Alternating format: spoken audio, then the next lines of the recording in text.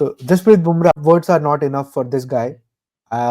This guy has been phenomenal for us, and he just breaks these records, which seem like they are out of video game. He's the first bowler in the history of Test cricket to take 200 wickets with a bowling average of less than 20. I mean, absolutely stunning. And we use this term "goat" very loosely these days. Great bowler, greatest bowler, all those kind of stuff. But in Bumrah's case, it actually proved to be true. He is truly the greatest of all time. I mean, I've seen guys like Dale Steyn in Test cricket. For me, he is the Test cricket goat, at least in terms of fast bowlers. And I've seen Glenn McGrath in white ball, in one day cricket especially. I think he is the best bowler. I've seen Lasith Malinga in T20 cricket. I thought he's the greatest ever. But I thought all of these guys are the greatest ever in their particular format, unless I saw Jasprit Bumrah. Man, he is the true one and only GOAT in terms of bowling. Mind you, if we manage to win or draw this test series, this series will be remembered as Australia versus Bumrah, not Australia versus India. I mean, True. 29 wickets that guy has taken, and maybe he can get one more in this match itself. If we go back to 2013-14 Ashes, we remember how menacing Mitchell Johnson was. He got 37 in 5 games, and he just steamrolled past England. 2, 3 players retired. Jonathan Trott, I think, and also all these guys, and I think this is by far the best fast bowling performance in Australia by some fast bowler after that. It's of True. that level. True. And we still have one more test match to go. I'm expecting if Bumrah can pick up, let's say, 12, 13 wickets, then that would put Bumrah in one of the like best series of all time. 40 plus wickets is something which is really unbelievable, and I think Bumrah can achieve that.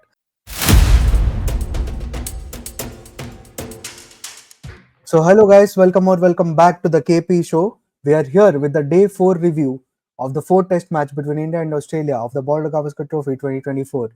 So, Australia batted first, they got 474. India, with the second bat, they got 364 for 9 last night, and they could add only 5 runs to their overnight tally. So, 369 all out is what we could manage. Now, Australia in their second innings got to 228 for 9. At one point, they were 91 for 6, but after that, they put on a good partnership. So, we'll take you through the day's proceedings, starting with the first session. I think the first session was awesome.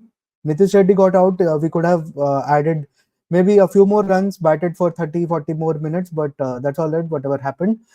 With the ball, it was very jubilating to see the way Bumrah was supported by Siraj and Akashdeep. Akashdeep took the new ball as expected because Siraj wasn't doing that great with the new ball. Akashdeep was unlucky; he couldn't pick up any wickets, but he was absolutely brilliant in putting up the pressure. And our bowlers really bent the back, if you see in the first session. What were your thoughts? Yeah, the first session was very much in favor of India with the way they bowled. The ball was doing a lot of the surface, and Indian bowlers also, I think, put in a lot more effort, especially Mohammad Siraj. The run-up speed was higher today. Even the speed gun was showing higher speeds than usual, if in this BGT at least. So I think he also put in a lot of effort today, and it showed. uh, all the it was looking like all the balls we can get something out of it, a wicket or a Yeah, missed chance or bat is beaten or something like that. So I think the ball was doing all the talking in the first session, first hour of play especially, and the run rate was very less as well. I think in the first session they could only manage 50 or 60 runs only in 25 54 26 runs overs. of 54 Yeah. runs of 25 overs. Yeah, so that And was extremely good bowling from the Indian seamers, especially Bumrah, as usual, was great. He got rid of Constance, which was, I think, a much needed reality check for the youngster. And also that send off, if you remember, that was a bit unusual from Bumrah, but that was fun to look at.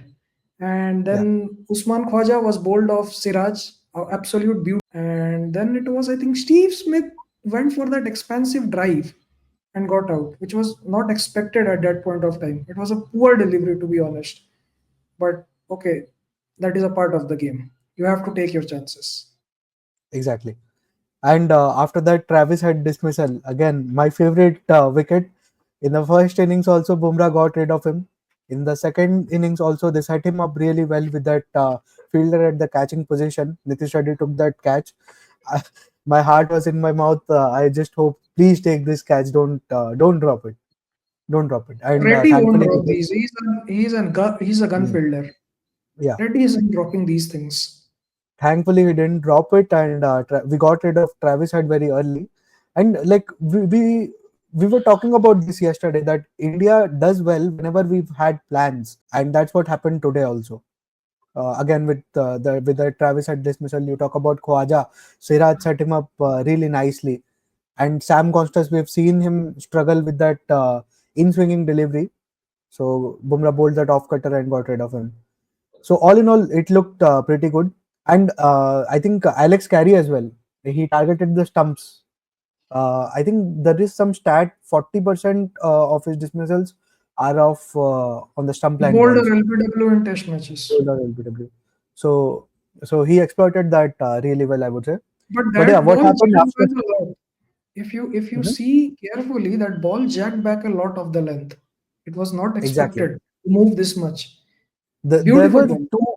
there were like two or three patches on the surface from where the ball was seaming a lot, and I think we were very accurate in hitting that length, that 6 to 8 meter length, and particularly those spots really well.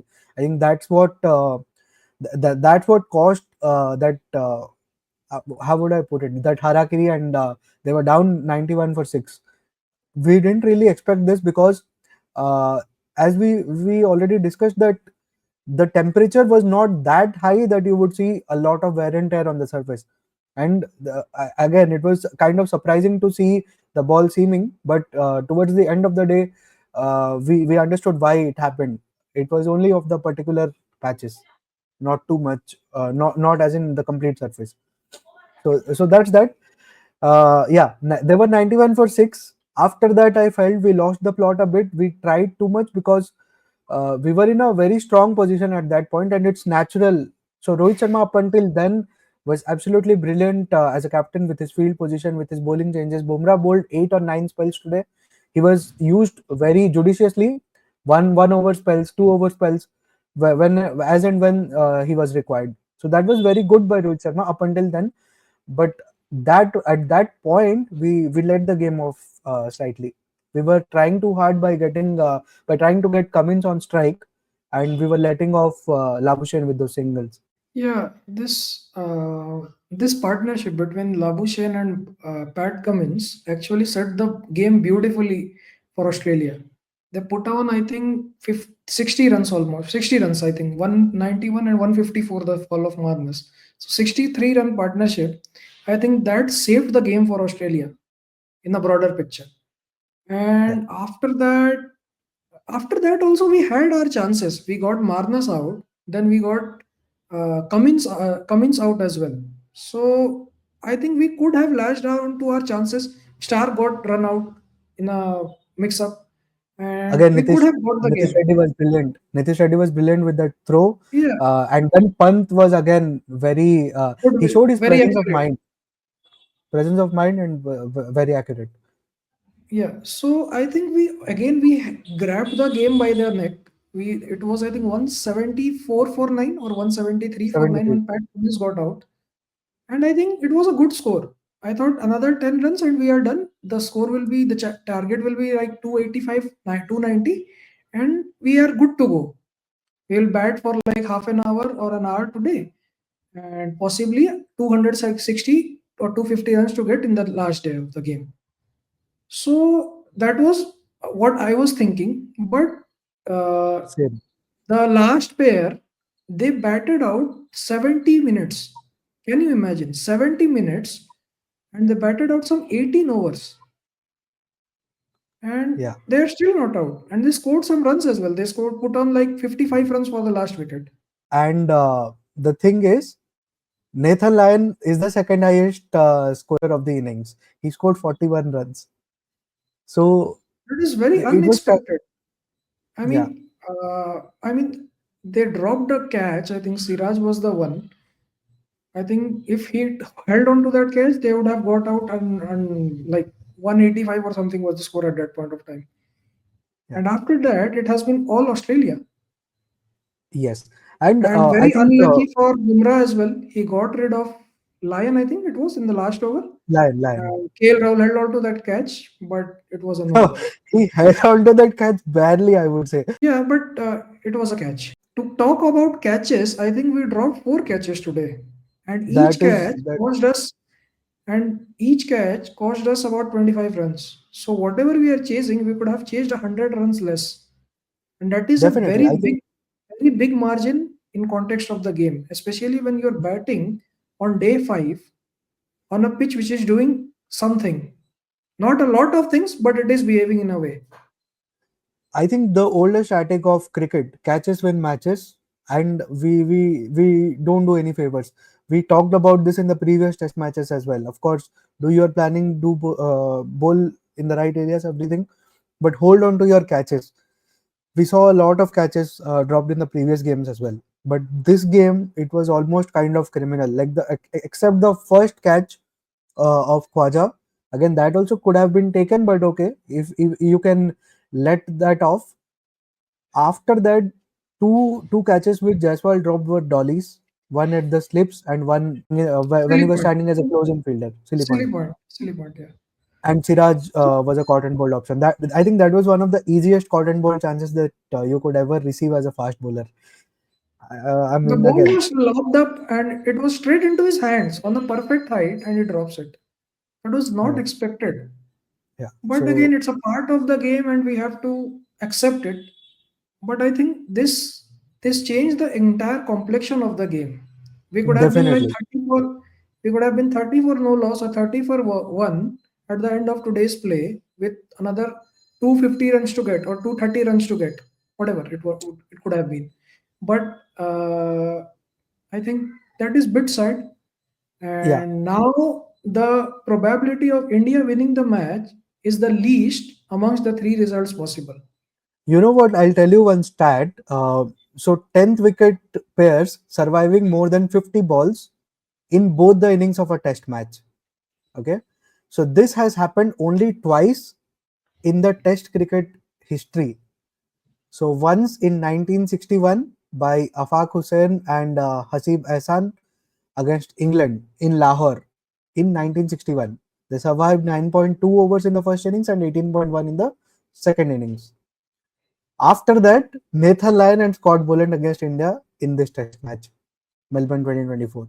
8.3 overs, 51 balls they survived in the first innings, 17.4 as of now they survived in the second innings. So that's that. I mean, make of that what you will. Again, even in the first innings, we required Bumrah to get the last pair out. I mentioned in the previous review also how sad it is for us that we have to keep going to Bumrah for each and every wicket, even for the tailenders. So definitely it puts a lot of pressure on the man, and we could already see him almost broken down towards the 72nd or with 73rd the over. He with was the like very Champions tired. Trophy, with the all important Champions Trophy just around the corner, and we know how great Bumrah is in those conditions at Dubai. I think it's too much to ask for him and not very safe. Yeah, Let's play it a bit smart. yeah. I think for me personally, if let's say India does not win the Melbourne Test, I would not play Bumrah in the Sydney Test. I know it's going to be very counterintuitive, and we're going to get smashed around a lot in that Sydney Test if we don't play him. But I think it's better to not risk him because our WTC hopes, I think they will end if we lose the Test match in Melbourne for sure. So I think there's no point in risking Bumrah because again, it's a test match which does not have too much gap from here. It's just in 5 days. So we are better off not playing Bumrah in that test match, I would say. But anyways, coming to what's there tomorrow, it's going to be an exciting day of Test cricket. That is for sure. As of now, the pitch, okay, it is playing some tricks, but come on, it's a day five test pitch, so it's going to do something definitely. That is understood, but it's not unplayable. Having said that, I think the roller that we are going to pick is going to make a lot of difference. I think we should opt for a light roller instead of a heavy roller, because when you use a heavy roller, what it does is it tends to make the pitch flat for a while. But again, after some time, maybe 30-40 overs, the pitch is going to crumble very soon. So instead of that, I think we should opt for a light roller, because that what it will do is it will keep the pitch kind of consistent throughout. So you'll definitely have to face the trouble with the new ball, but that trouble is going to decrease as the ball gets older. But if you opt for a heavy roller, definitely you will negate the new ball slightly. But once it starts to crack up, Nathan Lyon is going to come into picture. So we have to be very wise with what roller we decide to opt for. Nathan Lyon will anyway come into picture because there are rough patches created around the bowling He will, crease. he will, See, he will. But the thing is, as of now, you are seeing the ball bouncing, like right. The threat is with the bounce, and it's no, not turning square the as of now. thing, It's not yeah, turning square. but Mhm. Nathan Lyon aids on bounce more than turn. That's why he is Yeah, yeah, much more definitely. successful in the Sena countries. That is the Definitely reason. the case. Definitely the case. But the thing is, it's not turning square. So it's only the bounce that you have to negate as of now. But if you opt for a heavy roller, the pitch is going to deteriorate very fast. And once it happens and the cracks open up, you'll have the bounce. You'll also have a lot of turning square. So turn and bounce. So it's going to be even more difficult for you. So that is something that we have to be careful about. So who chooses this rollers and all? I But mean, it's the is it batting the team. match It's the referee? batting team. Which It's it's the the batting batting. team's captain. But batting team currently is Australia, right? But we will get an option after the first after they're rolled out. So But that it is happens just at 10 the end minutes. of each innings and at the start of day's play. So means So both of us will get an option, right? That is my problem. I mean, if we got them out, then yes, it was completely in our court. But it didn't happen, and they didn't declare as well. Maybe this is one of the reason why they didn't declare. could be we. I think Also, this could be one of the reasons. And Stark's injury. I think Stark has a yeah, side strain. Stark has some kind of a problem, some side strain or something, but he looked good. Let's see what is coming. Yeah, And with the pitch, what I saw is there are patches of the 6 meter length where the ball is rising up awkwardly. And if that yeah. patch is found by someone like a Pat Cummins or a Scott Boland, it's going to be very much troublesome for Indian batters, especially the Also, right-handers. I was hearing Stark's interview. He said that there could be a hint of reverse swing tomorrow. Yeah, the ball was reversing when Akashdeep came out to bowl in 78th over, just before the new ball was taken. His comeback over, the ball That was is why I think we took the new ball three or four balls later. yeah, we took in 81st over after the Hmm, 81st over. hmm.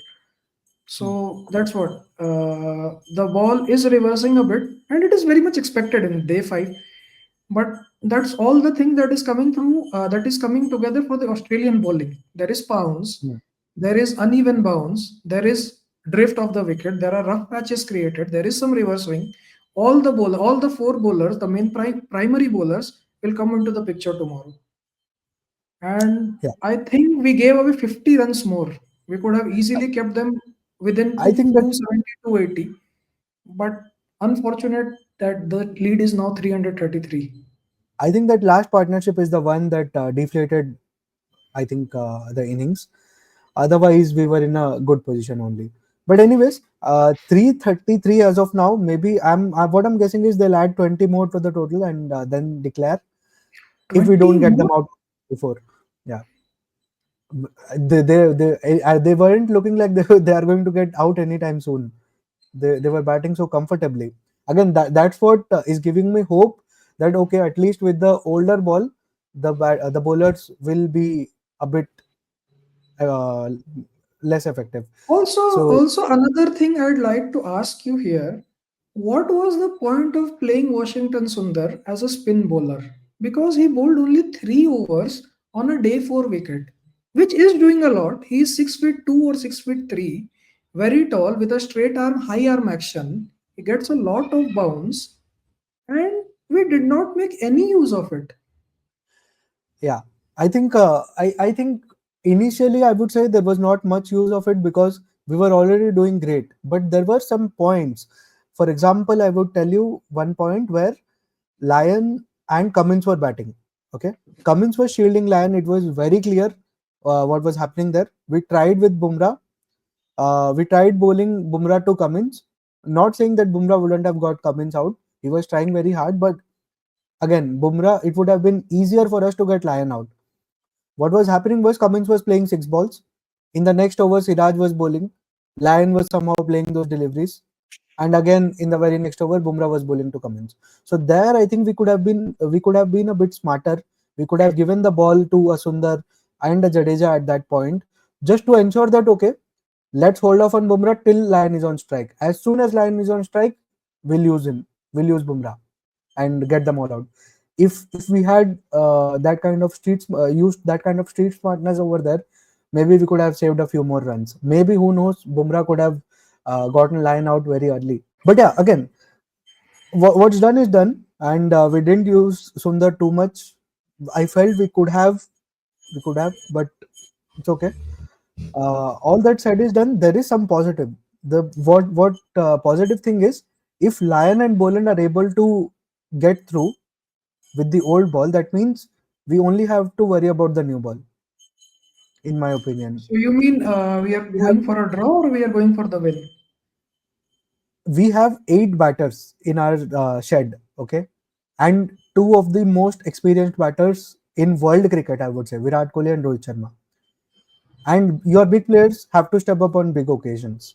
And I truly believe that tomorrow we will see a spirited India go for the chase, yes, but at the same time, they will be very careful in the first session and the second session.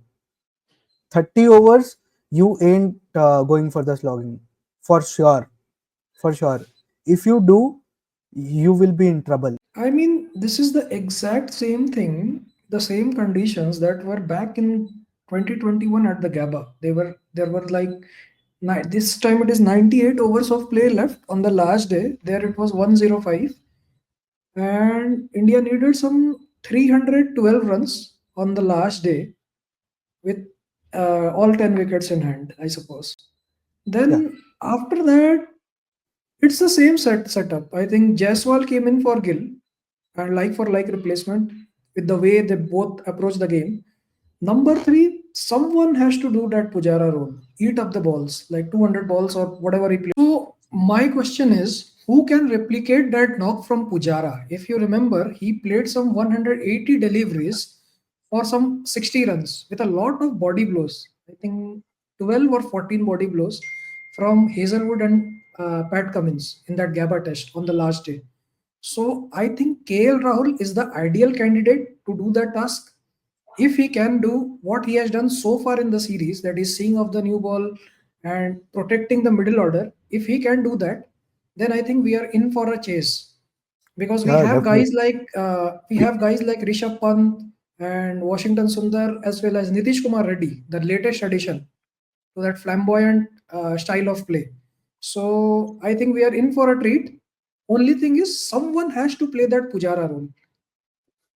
Yeah, I mean, I would say the same thing. Like you have to go through the first 2 sessions, I believe. After that, you will see what position you are in the third session. If you are in a good position, that you have 8 9 wickets still left, and if you can chase the score, then definitely you would go for the target. If not, then maybe you would play out for a draw. But yeah, having said that, what do you think is going to happen tomorrow? What are your predictions? We know that tomorrow is going to be the most difficult day to bat, considering it's a day 5 test wicket. Although it did not deteriorate too much, but there is still possibility that tomorrow you'll see a lot of reverse swing and everything like that. So My considering all that, concern here is my hmm, concern here is Australia will get a chance to choose the roller. hmm, What roller do they choose? Because they still have one wicket left and they haven't declared. That means they have the first say before the day which roller is going to be used. So that is a problem in my mind. I mean, I think that is the only reason they didn't declare today because they have enough runs on the board. 333 is not less by any means on a day 5 wicket in anywhere of the world. So that is my only concern. And if they choose for the heavy roller, then it's going to be difficult in the afternoon session and after that even, especially when that second new ball and 60 to 80 mark.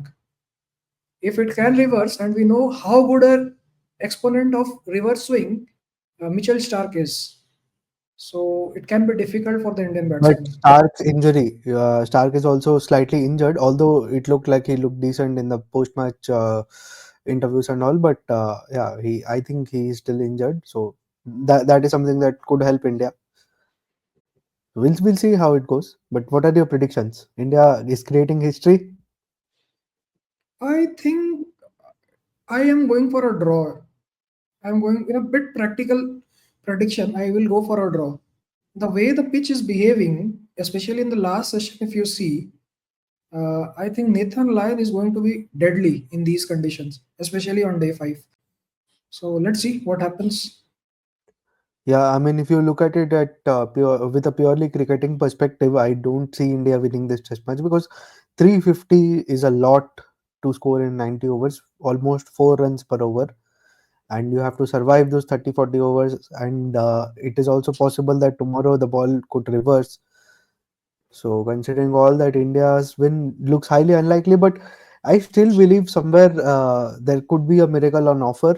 Um, I don't know. I just feel that we are going to bat a lot better, although there are no indications of how India could bat a lot better. But I feel tomorrow, because these guys, Rohit Sharma, Virat Kohli, they've been under a lot of flack by Australian media, Australian press, and they would be under the pump.